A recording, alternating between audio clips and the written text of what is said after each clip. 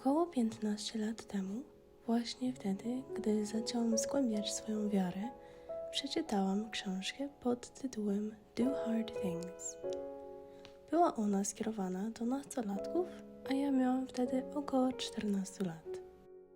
Napisało ją dwóch braci, którzy byli zdania, że prawdziwy nastoletni bunt nie objawia się paleniem papierosów, piciem alkoholu, lenistwem lub kłótniami z rodzicami. Według nich prawdziwym nastoletnim buntem są odpowiedzialność, pracowitość, cnotliwość, osiągnięcie czegoś więcej niż tego, czego społeczeństwo lub nasi rówieśnicy od nas oczekują. Autorzy zachęcali do niezwykłego buntu, czyli bunt przeciw wymówkom i niskim wymaganiom. Można powiedzieć, że w owym okresie mojego życia zaczęłam ciężko pracować. Miałam cele do zrealizowania i aby je osiągnąć, byłam gotowa, by do hard things, dokonać trudnych zadań, jeśli życie do tego mnie powołało. Uważam to podejście generalnie za dobre i jestem wdzięczna za dobre nawyki i ogólną skłonność do wytrwałości, które udało mi się wypracować wcześniej w moim życiu. Taka ambicja i konsekwentność mają jednak swoją ciemniejszą stronę.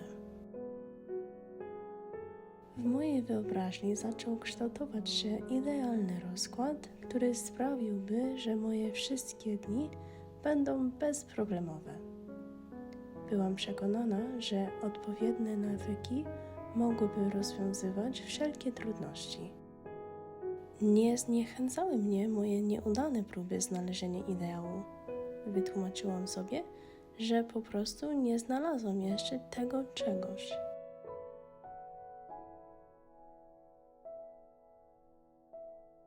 Żałuję, że albo doskonale rozumiesz, o czym mówię, albo uważasz, że jestem lekko zwariowana. Jeśli jesteś perfekcjonistą tak jak ja byłam, pocieszę Cię tym, że jestem teraz na drodze do powrotu do zdrowia. Dla Ciebie też jest nadzieja.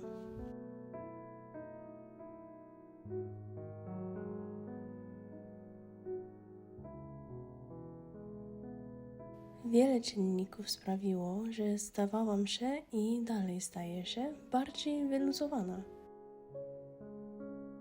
Poczucie bezradności, nieoczekiwane zmiany w moim życiu, wydarzenia, nad którymi nie miałam kontroli, sprawiły, że otworzyłam się na prawdę, która wcześniej była dla mnie nie do pomyślenia. Mianowicie to, że moje życie będzie wypełnione porażkami, tymi mniejszymi i większymi, i w dodatku nie będzie to czymś złym.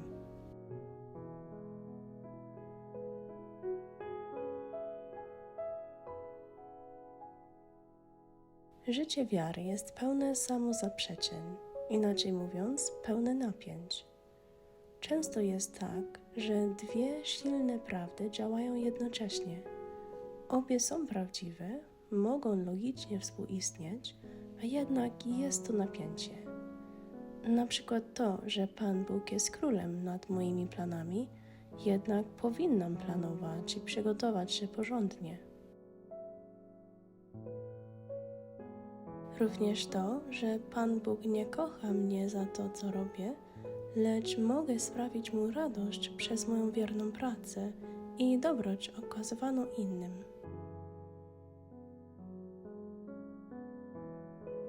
Nie będę doskonała w tym życiu, ale doskonałość Boga zachęca mnie do rozwoju. Nie będę wszystkiego rozumieć, ale mądrość Boga zachęca mnie do nauki. Wiedząc, że Pan Bóg ostatecznie wszystko rządzi według swojej woli, nie muszę się o nic martwić. Wiedząc, że Pan Bóg dał mi rozsądek, możliwości, obowiązki i każdy moment tego krótkiego życia, żyję najlepiej jak tylko potrafię. Tak więc lubię organizować moje dni, tygodnie, miesiące w tym moim małym zeszycie, ale na luzie, z naklejkami.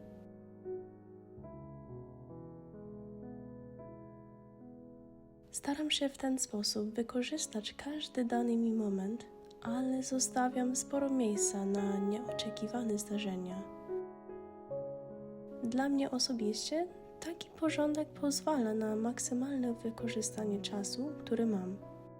Mogę z łatwością zmienić plany, aby być przy innych, kiedy mają taką potrzebę.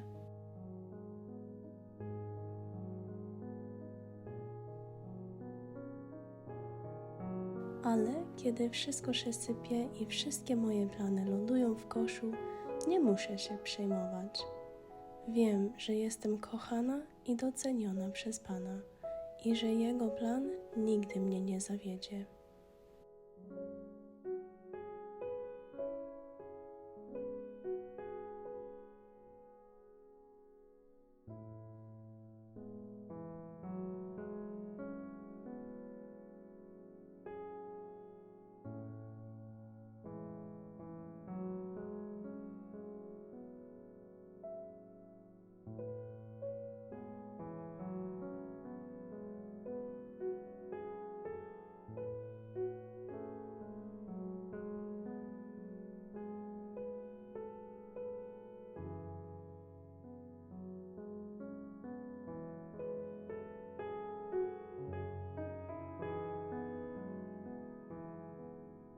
Trzymajcie się, kochani.